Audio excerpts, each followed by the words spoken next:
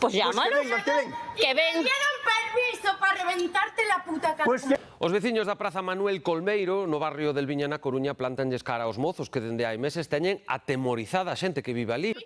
Insultos, ameazas, verbais e mesmo físicas, barullo e sucidade. Se meten con la gente, con los niños, con las personas mayores, sobre todo. O pai lle puxeron os puños na cara. Se lles dicimos, tedes aí unha papelera, botar as cousas na papelera.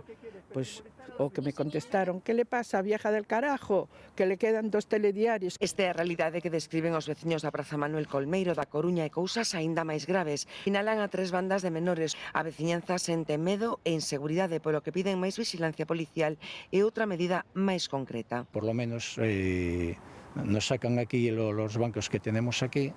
Bancos que se instalaron para a comodidade dos maiores e das familias que viven na praza, pero que agora se converteu en refuxio deste grupo de vándalos.